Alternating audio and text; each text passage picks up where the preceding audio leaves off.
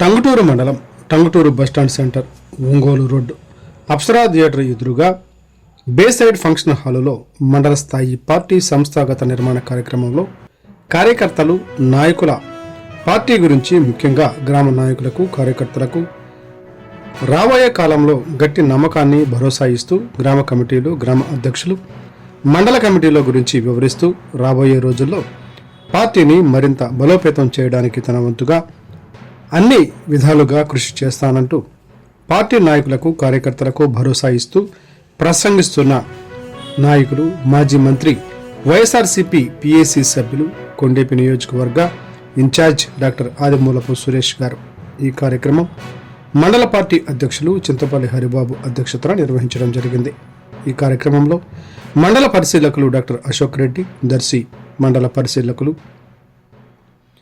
బొట్ల రామారావు, ప్రకాశం జిల్లా booth committee సభ్యులు పుట్ట వెంకట్రావు, ఎంపీటీసీ సభ్యులు కొమ్ము ప్రభుదాస్, సీనియర్ నాయకులు దుగ్గిరాల వీర్రాజు, తుల్లిబిల్లి క్రాంతికుమార్, దేవరపల్లి చంద్రబాబు, మండల నాయకులు, గ్రామ నాయకులు పాల్గొన్నారు.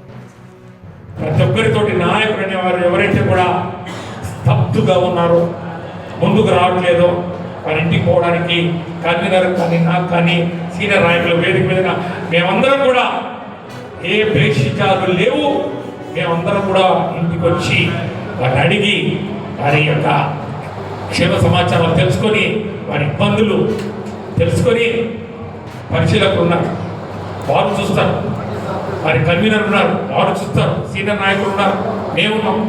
ఎక్కడ కూడా ఏ చిన్ని అవకాశాన్ని కూడా వదులుకోకుండా పార్టీని సంస్థాగతంగా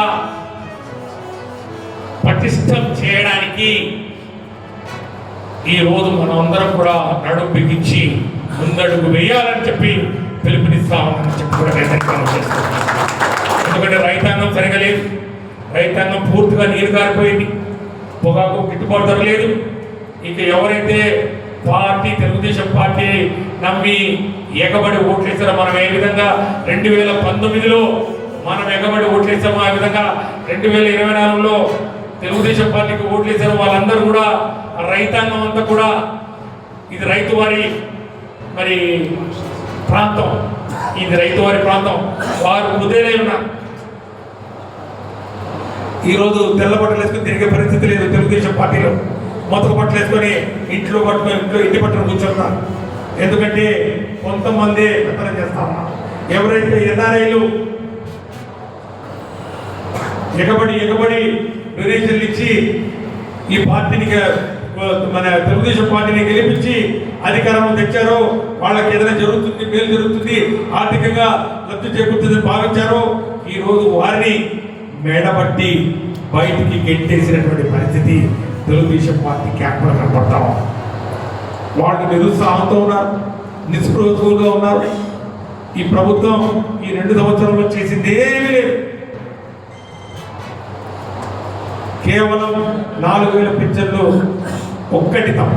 అందుకే పదే అదే కార్యక్రమం చేస్తా ఉన్నారు. ప్రతి నెల సాక్షాత్తు ముఖ్యమంత్రి చేస్తా ఉన్నాడు. మనం ఎప్పుడైనా పెన్షన్లు మధ్యని పోయినామా?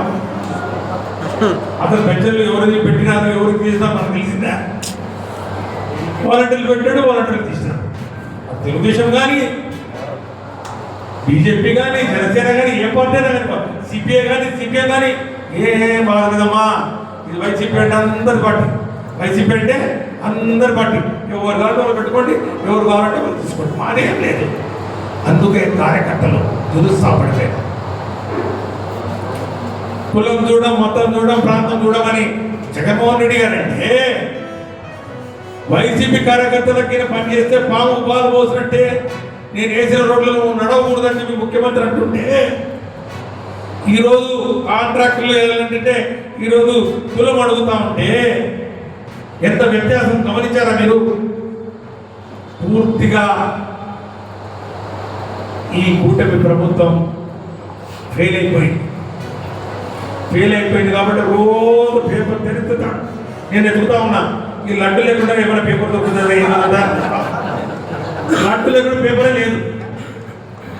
ఏ రోజు ఏ పేపర్ అన్నా చూడు, జ్యోతి, ఈనాడు, ఎక్కడ చూద్దాం ఇంగ్లీష్ పేపర్ అయినా లడ్డు మీద ఎవరో మాట్లాడాలి. వాళ్ళకట్లా ఆదేశాలు ఉన్నాయి. నేను ఒకటే అడుగుతున్నా లడ్డులోకినా